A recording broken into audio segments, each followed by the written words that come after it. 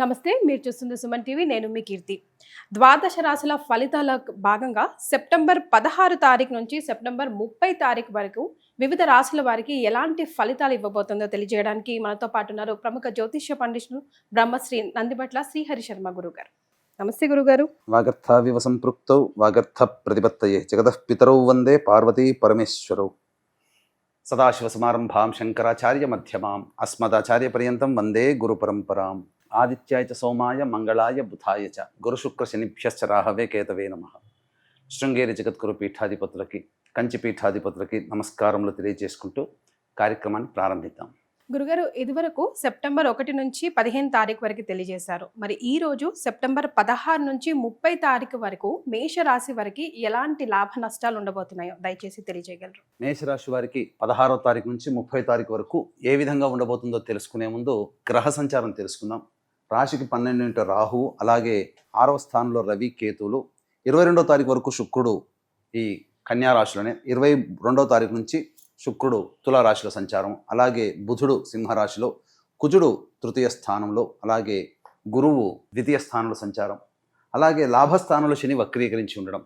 వెరసి చూసుకున్నట్లయితే గ్రహాల యొక్క సంచార ప్రభావము అనుకూలంగా లేకపోయినప్పటికీ దైవబలంతో ముందడుగు వేస్తారు. ఎందుకనంటే ప్రధానంగా యోగించే గ్రహాలు అనుకూలంగా ఉన్నాయి, సంచారమే అనుకూలంగా లేదు. కాబట్టి దీన్ని దృష్టిలో పెట్టుకొని జాగ్రత్తగా మేషరాశి వారు అడుగులు గనక వేసినట్లయితే తప్పకుండా మంచి జరుగుతుందని చెప్పవచ్చు.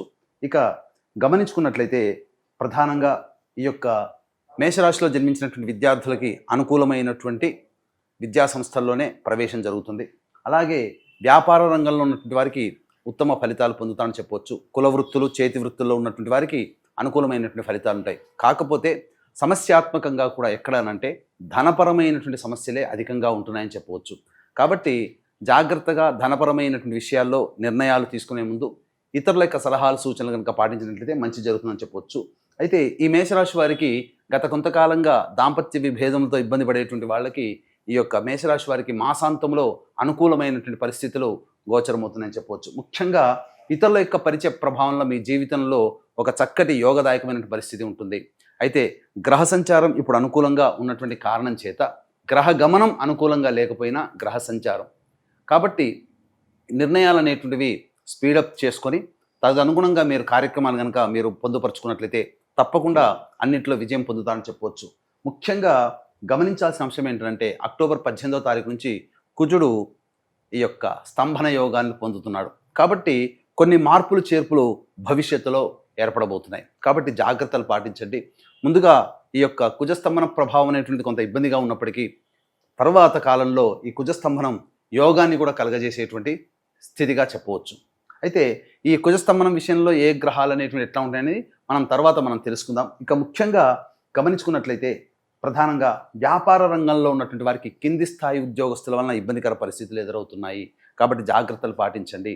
రియల్ ఎస్టేట్ రంగంలో ఉన్నటువంటి వారికి ఊహించిన దానికంటే ఎక్కువగా శుభ ఫలితాలు పొందుతారని చెప్పవచ్చు. ముఖ్యంగా ఈ యొక్క కాలస్వరూపమైనటువంటి రాహుకేతుల యొక్క ప్రభావం ఈ యొక్క జాతకంలో కొన్ని ఇబ్బందికర పరిస్థితులు ఉన్నప్పటికీ దైవానుగ్రహాన్ని సూచించే గ్రహం అనుకూలంగా ఉన్నటువంటి కారణం చేత తప్పకుండా అన్నిట్లో కష్టపడి విజయాన్ని పొందుతారని చెప్పవచ్చు. అయితే ఇక్కడ గమనించాల్సిన అంశం ఏంటంటే మనం ఎప్పుడు చెప్పుకున్నట్టుగా చాలామంది ఎంతోమంది ప్రేక్షకులు వారి యొక్క అనుభవాన్ని మనకు తెలియజేస్తున్నారు. ఎందుకంటే ఒక వినూత్నంగా ఏ రోజుల్లో ఏ విధమైనటువంటి ఫలితాలు పొందుతారు, ఎప్పుడు డబ్బులు ఖర్చులు అధికంగా ఉంటాయి, ఎప్పుడు డబ్బులు రాబడి అధికంగా ఉంటుందనే విషయాల్ని క్లుప్తంగా మనం తెలియజేస్తున్నాం. అలాగే ఏ రోజుల్లో మానసికమైనటువంటి స్థిరత్వం అనేటువంటిది ఉండదు అనేటువంటి విషయాన్ని కూడా మనం తెలియజేస్తున్నాం. దాంట్లో భాగంగా మనం తెలుసుకున్నట్లయితే ప్రధానంగా 16వ తారీఖు 17వ తారీఖు ఈ యొక్క మేషరాశి వారికి ఆనందకరమైనటువంటి స్థితిగతులు ఉంటాయి. ఒక పెండింగ్ పనులు ఏవైతే ఉంటాయో అవి పూర్తి చేసుకున్నామనేటువంటి ఒక సంతోషము కలుగుతుంది. అలాగే బంధువులు, స్నేహితులతో విందులు వినోదాల్లో చక్కగా పాల్గొంటారు. అనుకూలమైనటువంటి పరిస్థితి వాతావరణంలో ఉంటారు. అవసరానికి తగినట్టుగా మీకు ఖర్చులకి తగ్గట్టుగా మీకు ధనము సమయానికి చేకూరుతుంది. తద్వారా ఆనందంగా ఉంటారని చెప్పవచ్చు.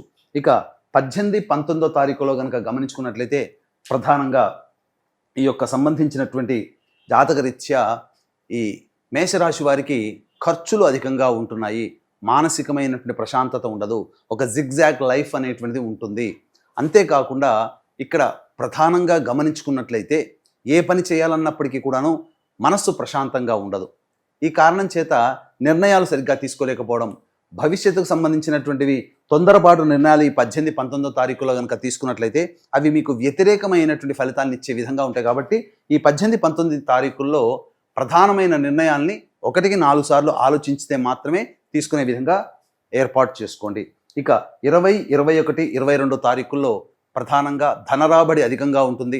ఇతరుల సహాయ సహకారాలు సంపూర్ణంగా ఉండడం వలన అనుకున్నటువంటి పనులన్నీ కూడాను వేగంగా పూర్తి చేసుకుంటారని చెప్పవచ్చు. పెండింగ్లో ఉన్నటువంటి పనులన్నీ కూడాను పూర్తి చేసుకుంటారు. ఒక ప్రధానమైనటువంటి పని పూర్తి చేసుకున్నామనేటువంటి ఒక సంతృప్తితో ఈ 20, 21, 22 తేదీల్లో ఉంటారని చెప్పవచ్చు.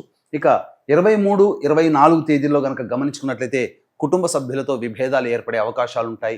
అలాగే మీ యొక్క వాక్కుని ఎంత అదుపులో ఉంచుకుంటే అంత మీకు అనుకూలంగా ఉంటుందని చెప్పవచ్చు. ముఖ్యంగా ఈ యొక్క 23, 24 తారీఖుల్లో మీకు పిత్రార్జితము లేదా ఎన్నాళ్ళ నుంచో నలుగుతున్నటువంటి కోర్టు కేసులకు సంబంధించింది కావచ్చు, లేకపోతే పరిష్కారం కాని సమస్యలు కుటుంబాల మధ్యలో పెద్దల మధ్యలో కూర్చొని చర్చించుకొని 23, 24 తారీఖుల్లో పరిష్కారం చేసుకునే అవకాశం ఎక్కువగా ఉంటుంది. ధనం కూడా ఖర్చు అధికంగా ఉంటుందని చెప్పవచ్చు. మనస్సు అంత ప్రశాంతంగా ఉండదని చెప్పవచ్చు. ఇక 25, 26 తారీఖులో కనుక చూసుకున్నట్లయితే ప్రధానంగా మీకు సంఘంలో పేరు ప్రతిష్టలు కలిగినటువంటి వ్యక్తుల యొక్క పరిచయ ప్రభావం, తద్వారా యోగదాయకమైనటువంటి పరిస్థితి ఉంటుందని చెప్పవచ్చు. ముఖ్యంగా ధన రాబడి అధికంగా ఉంటుంది. రాని బాకీలు వసూలు అవుతాయి. ఈ 25, 26 తారీఖుల్లో మీరు గొప్పదైనటువంటి ఆత్మవిశ్వాసంతో మీరు ముందడుగు వేస్తారో. రాశినాథుడు మీకు అనుకూలంగా ఉన్నటువంటి సందర్భము. అలాగే గమనించుకున్నట్లయితే అన్ని రకాలుగా ఆనందదాయకంగా ఉంటుందని చెప్పొచ్చు. ఇక 27, 28, 29, 30 ఈ యొక్క 4 రోజుల్లో అనుకూలంగా లేని సమయము.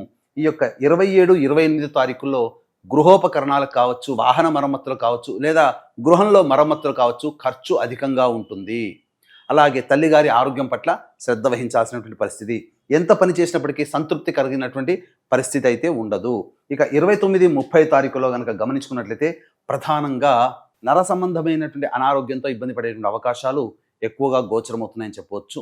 అయితే ఇక్కడ గమనించాల్సిన అంశం ఏంటంటే మీ యొక్క ఆరోగ్యం పట్ల శ్రద్ధ వహించాల్సినటువంటి పరిస్థితి 29, 30 తారీఖుల్లో గోచరమవుతుంది. కాబట్టి ఈ యొక్క ఏతావాత చెప్పొచ్చేది ఏమిటంటే ప్రధానంగా 18, 19 మరియు 23, 24 తారీఖుల్లో ఖర్చులు అధికంగా ఉంటాయి. కాబట్టి జాగ్రత్తలు పాటించండి. ఈ 18, 19, 23, 24 తారీఖుల్లో కనుక ఏదైనా ఖర్చులు మీరు ఉన్నట్టయితే ఆ ఖర్చుల యొక్క ప్రభావాన్ని వాయిదా వేసుకోవడానికి ప్రయత్నం చేయండి, లేదా ఆ ఖర్చుల్ని తగ్గించుకునే ప్రయత్నమైన చేయండి. ఎందుకంటే ఆ సమయంలో ఆకస్మికమైనటువంటి ఖర్చులు అధికంగా గోచరం అవుతున్నాయి. కాబట్టి జాగ్రత్తలు పాటించండి. ఇక ఆనందదాయకంగా ఏదైనా కానీ నిర్ణయం తీసుకునేటప్పుడు ఇతరుల యొక్క సహాయ సహకారాలు తీసుకొని నిర్ణయం తీసుకోవడం మంచిది. ఇక్కడ గ్రహ గమనం అనుకూలంగా ఉంది. గ్రహాల యొక్క స్థితిగతులు అనుకూలంగా ఉన్న గ్రహ సంచార ప్రభావం కొంత అనుకూలంగా లేని కారణం చేత ప్రధానంగా విపత్తులు ఎదుర్కొనే అవకాశం ఉందని చెప్పొచ్చు. ఉద్యోగస్తులకు సంబంధించి సాధారణమైనటువంటి ఫలితాలు పొందుతారు. బదిలీలకు సంబంధించి చేయు ప్రయత్నాలు కొంతవరకు ప్రతిఫలిస్తే తప్ప అంత ఆశాజనకంగా ఉండవనేటువంటి విషయాన్ని గమనించుకోవాలి. నిరుద్యోగస్తులు బాగా కష్టపడితే తప్ప ఉద్యోగాన్ని పొందలేనటువంటి పరిస్థితి. అక్టోబర్ నుంచి మంచి భవిష్యత్ అనేటువంటిది ఉంటుందని చెప్పడంలో ఏమాత్రం సందేహం లేదు. అలాగే ఈ యొక్క సెప్టెంబర్ 18వ తారీఖు రోజున పాక్షిక చంద్రగ్రహణం మన భారతదేశంలో కనిపించకపోయినప్పటికీ కుంభమీన, మేష, మిథున, కర్కాటక, కన్య, వృశ్చిక రాశిలో జన్మించినటువంటి వారికి ఈ యొక్క చంద్రగ్రహణ దోష ప్రభావం అనేటువంటిది ఉంటుంది. కాబట్టి దీన్ని దృష్టిలో పెట్టుకొని చంద్రగ్రహ దోష నివారణ హోమాది కార్యక్రమాలు ఆ రాశిలో జన్మించినటువంటి వారి కోసం కేవలం పర్ హెడ్ 1500 రూపాయలకి చేయించడం జరుగుతుంది. అలాగే ఇప్పుడు వస్తున్నటువంటివి పితృపక్షాలు, పితృదోష నివారణ కార్యక్రమాలు మన పీఠమాధ్వర్యంలో జరపబడుతున్నాయి. తండ్రి వైపు 7 తరాలు, తల్లి వైపు 4 తరాలు ఏవైనా దుర్మరణాలు అనగా road accident, fire accident, suicide attempt, నదిలో బావిలో పడి చనిపోవడం, ఇంట్లోంచి వెళ్ళిపోవడం, లివర్ ఫెయిల్, కిడ్నీ ఫెయిల్, క్యాన్సర్తో చనిపోవడం, 60 సంవత్సరాల లోపల ఏ విధంగా చనిపోయినా అవి పితృదోషములని అంటారు. పితృదోషము అంటే పిండ ప్రదానము కాదు. ఈ విషయాన్ని గుర్తుపెట్టుకొని కాబట్టి సెప్టెంబర్ 25 మరియు 30 తారీఖుల్లో పితృదోష నివారణ కార్యక్రమాలు అనేటువంటివి నిజాయితీగా చేయించడం జరుగుతుంది. అవకాశం ఉన్న వాళ్ళు కార్యక్రమం తదనంతరం కాంటాక్ట్ చేసి పూర్తి వివరాలు తెలుసుకోవచ్చు.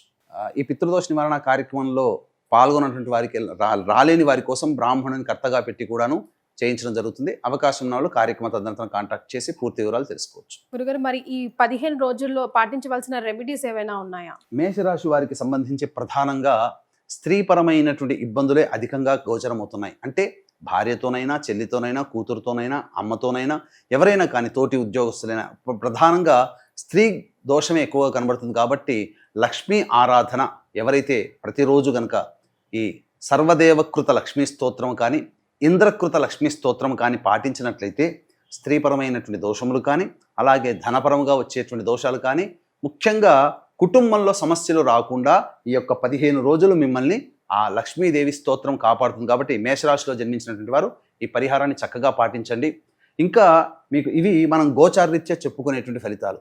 ఇంకా మీకు జాతకరీత్యా సమస్యలు అధికంగా ఉన్నాయి అని అనుకున్నప్పుడు దగ్గరలోని మంచి ఉపాసనా పరులైనటువంటి పండితులను సంప్రదిస్తే వారు మీ జన్మ కుండలి ద్వారా ఉన్నటువంటి సంబంధించినటువంటి సమస్యలకి చక్కటి పరిష్కార మార్గాలు సూచించడం ద్వారా అవి చేసుకోవడం ద్వారా మెరుగైనటువంటి ఫలితాలు మీరు పొందుతారని చెప్పవచ్చు. చాలా సంతోషం గురుగారు, ధన్యవాదాలు. సర్వం శ్రీ ఉమామహేశ్వర పరబ్రహ్మార్పణమస్తు.